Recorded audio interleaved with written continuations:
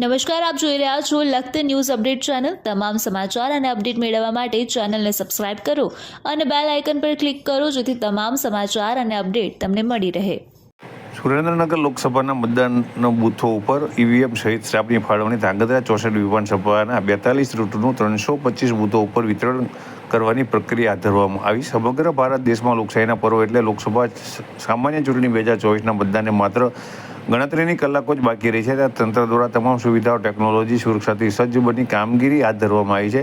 ત્યારે સુરેન્દ્રનગર લોકસભાના મતદાન માટે 64 ધાંગધ્રા વિધાનસભાના શિશુકુંજ ખાતે વહીવટી તંત્ર દ્વારા અધિકારીઓ સહિત તમામ તંત્ર કર્મચારીઓને અગવડતા ન અનુભવાય તે માટે ચુસ્તપણે કામગીરી હાથ ધરવામાં આવી છે। ત્યારે 42 રૂટોના 325 મતદાન બૂથો ખાતે તમામ ઈવીએમ મશીનો સહિતની ફાળવણી કરવામાં આવી રહી છે।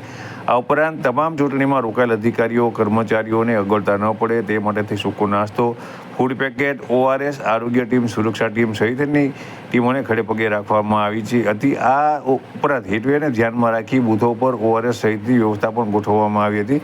ત્યારે મોટી સંખ્યાની અંદર કર્મચારીઓ શિશુકુંજ ખાતે પહોંચ્યા હતા અને પોતાને જે મતદાન બૂથની જવાબદારી આપવામાં આવી હતી તે તમામની સામગ્રી લેવા માટે થઈ અને તેઓ લાઈન ક્રમ અનુસાર પોતે તે અધિકારીઓ પાસે પહોંચ્યા હતા અને ક્રમાનુસાર પોતાને યોગ્ય જે આપવામાં આવેલ જે સામગ્રી રહી તે લઈ અને પોતાને જે ફાળવવામાં આવેલી જે બસો છે તે બસની અંદર પહોંચ્યા હતા।